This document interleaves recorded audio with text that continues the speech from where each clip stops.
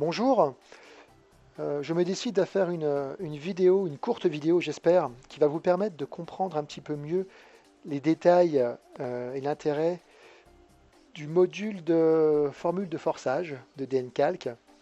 Et à cette occasion, je vais détailler un petit peu une formule que j'avais exposée sur le groupe Facebook qui vous permet de forcer un nombre dynamique. Donc c'est une formule que j'avais exposée dans le cadre d'un effet du labyrinthe de Maxime et Sylvain, mais finalement c'est une formule qui peut être utilisée pour n'importe quel effet, du moment que vous avez un nombre à forcer. J'essaierai d'être le plus clair possible dans mes explications. Si ce n'est pas le cas, n'hésitez pas à m'envoyer un petit message, j'y répondrai rapidement. Alors je suis conscient que ce module de forçage par formule n'est pas forcément très user-friendly, mais vous allez vous apercevoir que finalement c'est pas si compliqué que ça et que si vous manipulez un petit peu déjà des formules Excel, c'est bien plus simple et vous aurez des grandes facilités à élaborer vos propres formules. Si vous ne faites pas de formule Excel, il va vous falloir un petit temps d'apprentissage, mais c'est pareil, c'est vraiment pas compliqué, vous allez voir, c'est très simple. Par ailleurs, je tiens à préciser que cette vidéo est purement technique et je ne vous donnerai à aucun moment des conseils de présentation. Je précise aussi que je sors d'une grosse pharyngite, donc j'ai la voix un petit peu cassée. J'espère que vous arriverez tout de même à me comprendre clairement. Je vais faire des efforts d'élocution. Voilà, si c'est pas le cas, s'il y a des choses un petit peu floues, n'hésitez pas à m'envoyer un petit message. Alors je vais commencer par détailler un peu le cahier des charges de l'effet. Alors nous avons un nombre à forcer, en l'occurrence une page. Ce nombre est dynamique, c'est-à-dire qu'il n'est pas connu au début de l'effet et va être piqué par le magicien. Et puis l'opération mathématique, en l'occurrence la multiplication, devra être faite par le spectateur et non pas par le magicien. C'est le spectateur qui manipule la calculatrice. Donc première étape, c'est de montrer au spectateur comment faire l'opération. Et avec cette démonstration, on va en fait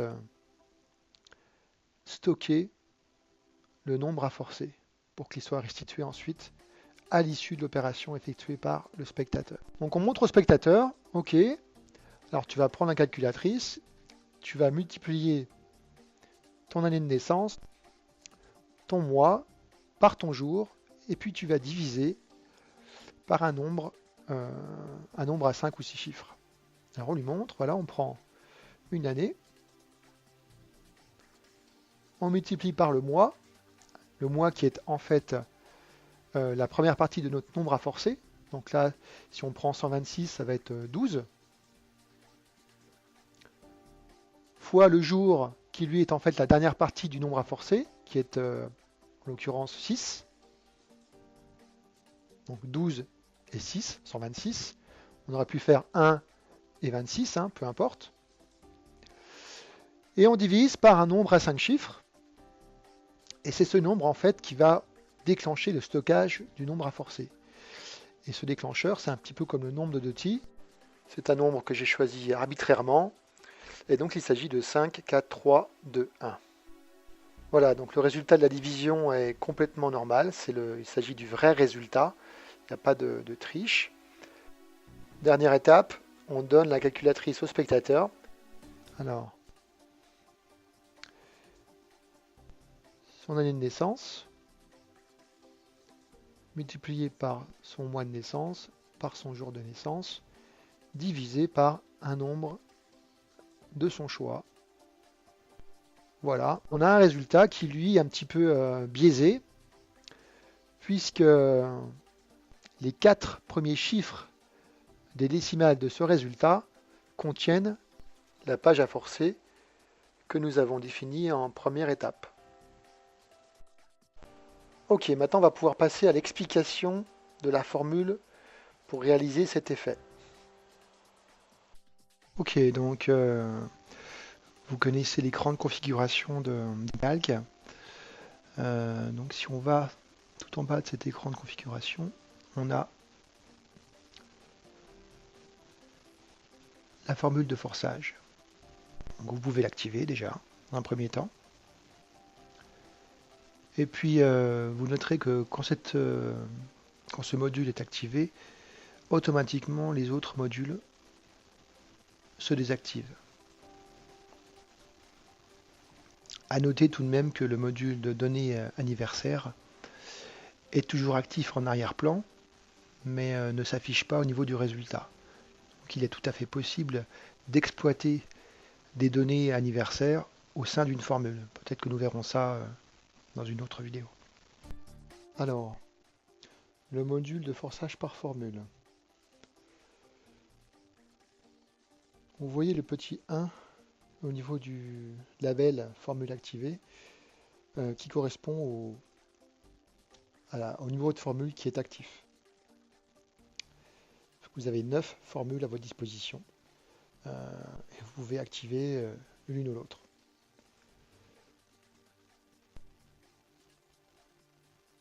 Vous voyez les 9 formules à votre disposition.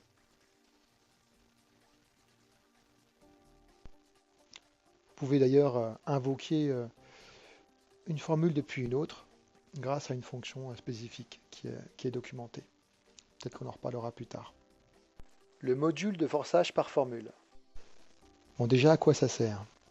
C'est un module qui va vous permettre de forcer un résultat dès que l'utilisateur, dès que le spectateur va appuyer sur la touche égale.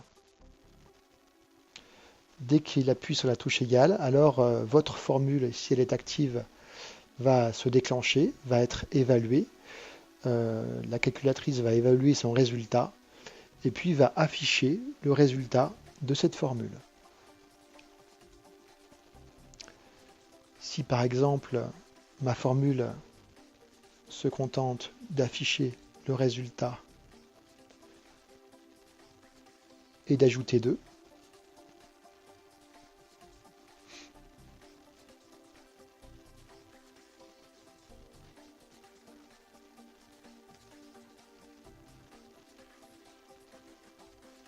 voilà, j'aurai systématiquement un résultat majoré de 2.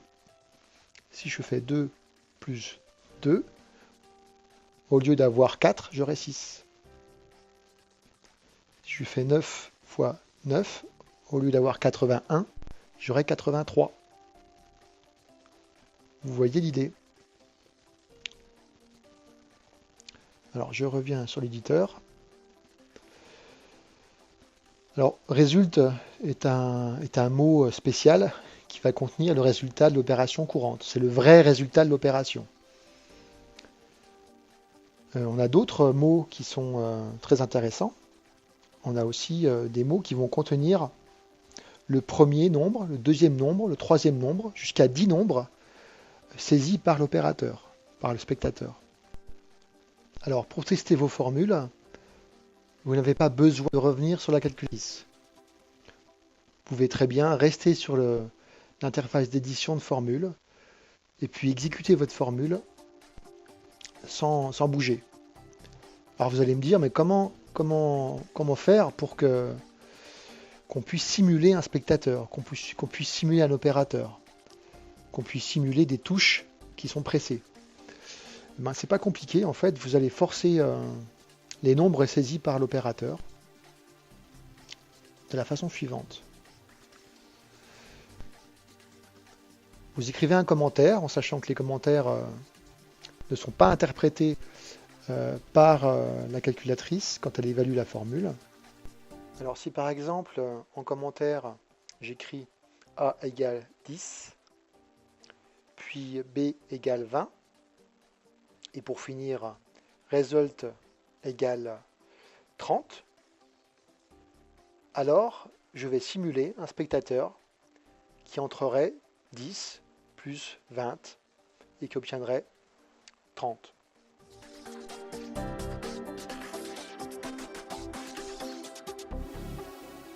Alors, première étape, ça va être le magicien qui va programmer la calculatrice et donc permettre au système d'enregistrer le nombre à forcer, la page à forcer.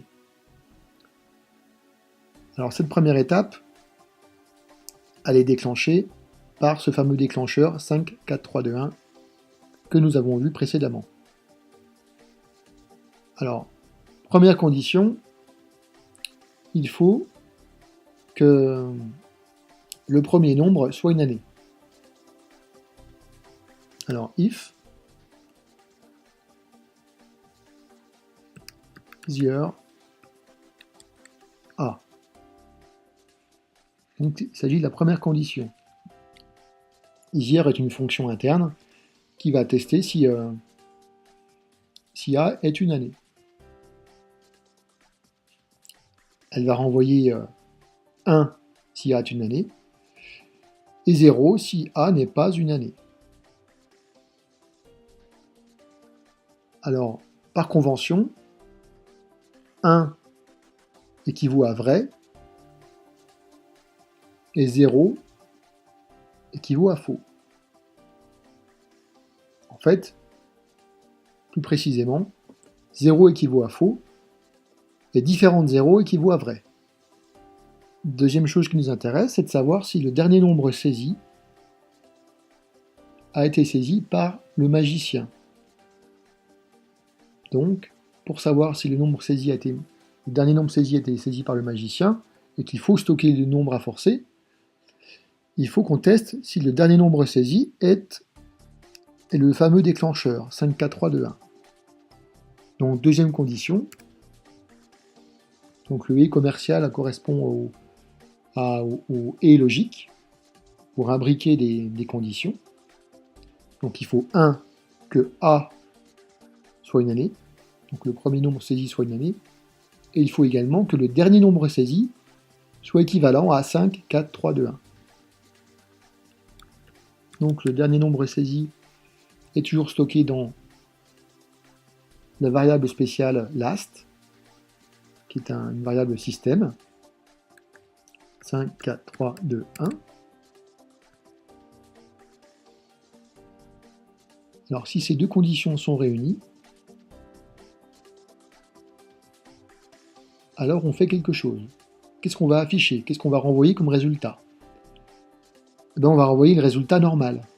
On ne va pas travestir le résultat. Donc on va renvoyer result. Result est également un mot système interne qui contient le résultat courant. Si la condition est fausse, alors on va faire autre chose. Pour l'instant, on ne va pas s'en occuper. On va renvoyer 0. On reviendra plus tard. La fonction if contient de base 3 arguments. On a la condition, et puis le résultat vrai et le résultat faux. J'ai rajouté des arguments supplémentaires. J'ai rajouté en fait des arguments supplémentaires qui vont vous permettre de stocker des informations qui vont rester d'une session à une autre. Par terme session, en fait, j'entends à chaque fois que l'utilisateur va cliquer sur la touche C ou AC, pour moi c'est une session différente qui commence. Tout est remis à zéro, c'est un reset. La fonction if va vous permettre de stocker des informations qui vont pouvoir outrepasser ce reset. Qui vont pouvoir survivre d'une session à une autre, ce qui va être super pratique. Donc si le magicien a bien fait la saisie, si le magicien est bien reconnu en tant qu'opérateur, alors le système, la formule, va stocker le deuxième et le troisième nombre. Le premier nombre est une année, et le deuxième et le troisième nombre contiennent le nombre à forcer, le numéro de page en l'occurrence. Et donc la fonction if nous permet de faire ceci. Donc on va stocker le numéro de page, le nombre à forcer, dans une boîte, dans une variable particulière, dont on va choisir le nom. Donc on peut choisir n'importe quel nom. On peut choisir 0 par exemple. Donc si la condition est vraie, on va mettre dans 0 le nombre B, donc le deuxième nombre saisi par l'opérateur, qui en l'occurrence est le magicien, et on va concaténer à ce nombre le troisième nombre, C. Donc underscore est un opérateur de concaténation. 1 underscore 2 équivaut à 12. 3 underscore 5 équivaut à 35. C'est juste des caractères, des nombres qui sont collés les uns avec les autres. Si le magicien a saisi 12 fois 6 en deuxième et troisième nombre, nous allons stocker dans 0 12 concaténé à 6, donc 126.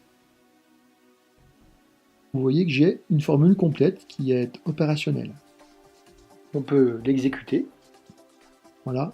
Donc elle a été formatée automatiquement par l'éditeur. Vous pouvez désactiver cette option dans la page précédente si vous considérez que le formatage ne vous convient pas. Alors on peut rajouter des commentaires pour être plus clair. Donc les commentaires, je vous rappelle, c'est les arrobas. Donc vous mettez arrobas en début de ligne et tout ce qui va suivre l'arrobas ne sera pas interprété comme appartenant à la formule. Alors, année.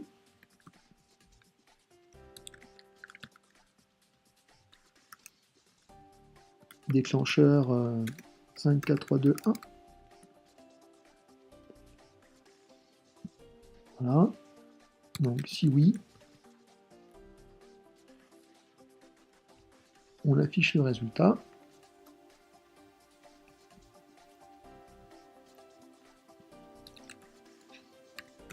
Sinon, on affiche 0 pour l'instant.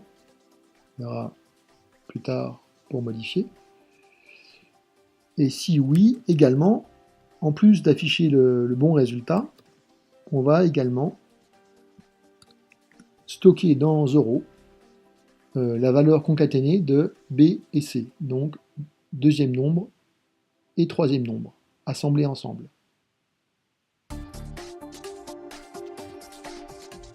Bon, là, si j'exécute la formule, je n'aurai pas vraiment de choses significatives puisque je n'ai pas de saisie utilisateur. Donc, je vais avoir 0, voilà. Bon, j'ai pas de faute de grammaire déjà, ce qui est bien.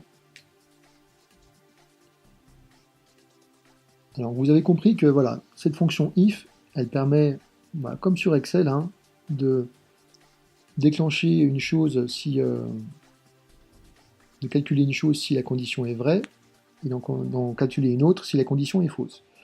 Mais elle permet aussi de stocker une valeur dans une variable, une boîte, là qu'on a appelée 0. Et cette boîte 0, on va pouvoir l'utiliser ailleurs dans la formule.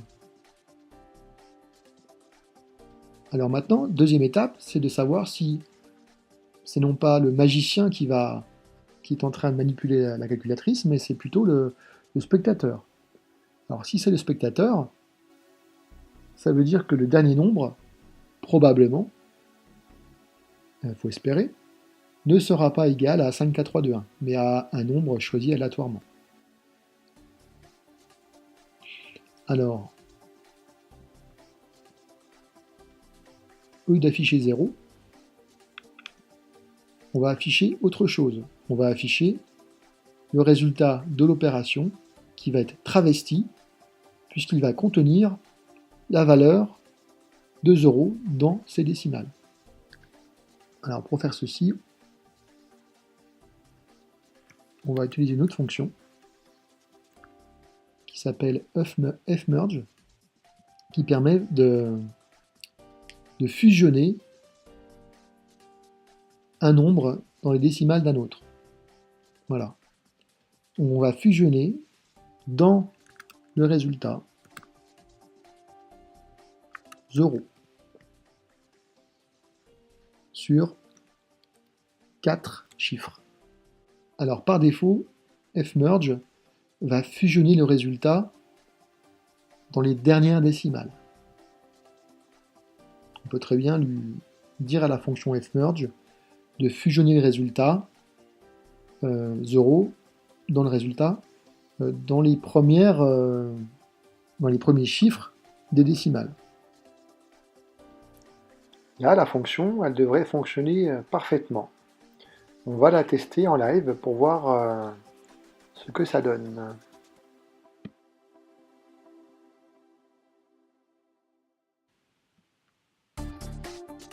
Donc je suis le magicien. Je montre au spectateur comment il devra faire l'opération. Et en lui montrant, je vais sournoisement aller indiquer le nombre à forcer. Donc admettons que le nombre à forcer, la page à forcer, soit la page 334.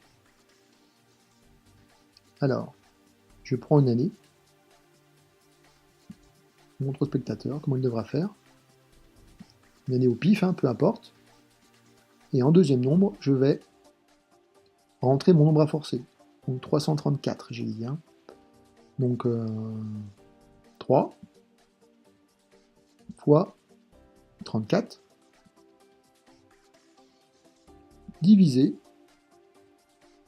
par le déclencheur. Alors je divise et je ne multiplie pas parce que j'ai envie d'avoir des décimales. Donc si je faisais multiplication, je n'aurais pas de décimales. Alors, 5, 4, 3, 2, 1. Voilà, donc j'ai un résultat, le résultat est bon. Mais en arrière-plan, dans euros, j'ai stocké mon nombre 334. Donc je donne la calculatrice au spectateur qui va rentrer son opération, 1977 par exemple, fois son mois de naissance, fois son jour, divisé par un nombre important.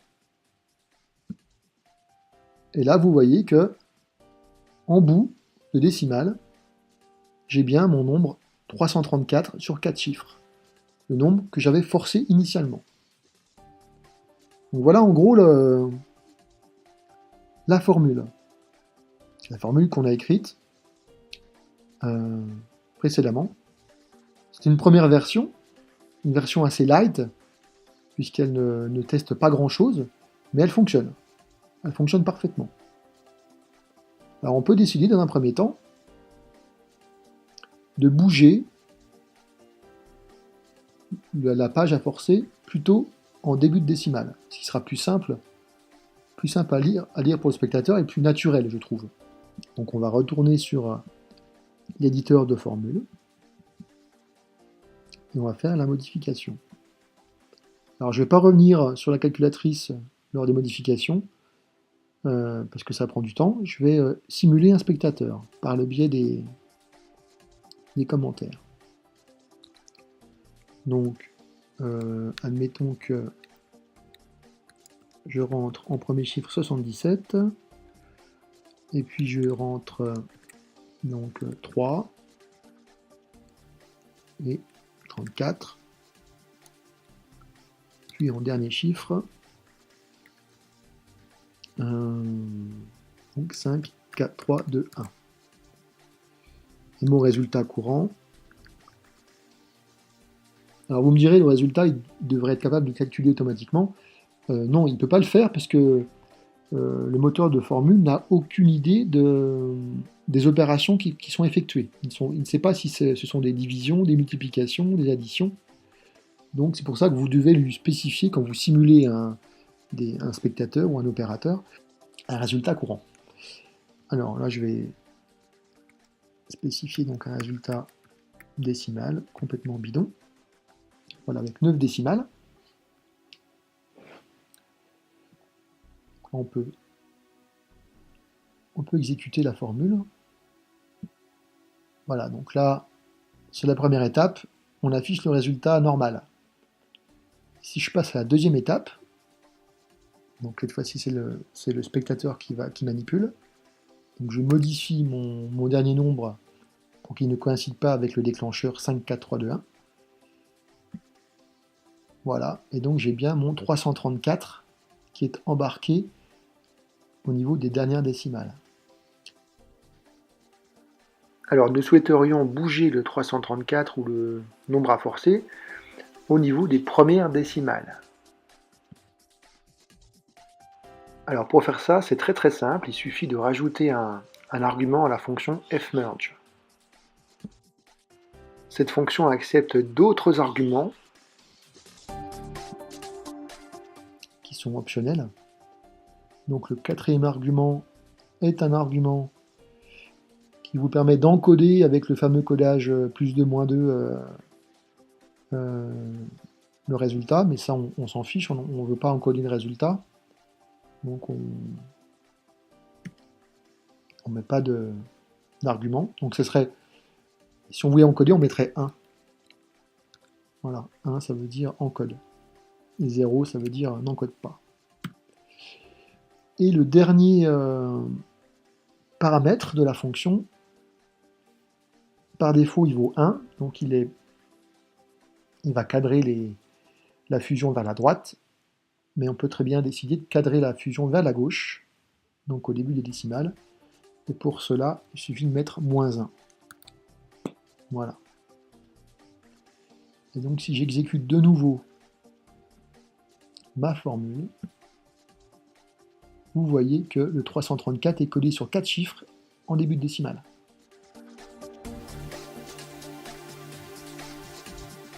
Alors cette formule est parfaitement opérationnelle. Elle est moins dense que celle que j'avais postée sur Facebook. On peut toujours l'améliorer, hein. On peut toujours faire des vérifications supplémentaires qui vont sécuriser la saisie du spectateur. C'est toujours imaginable. Après voilà, je pense que pour une première vidéo, ça me paraît pas mal. Si vous avez des suggestions, des questions, n'hésitez pas. Et puis pourquoi pas, si je vois que cette vidéo vous a plu, pourquoi pas en faire une autre ou d'autres sur d'autres points. Je vous remercie de m'avoir écouté jusque-là. Et puis à bientôt et amusez-vous bien. Ciao ciao.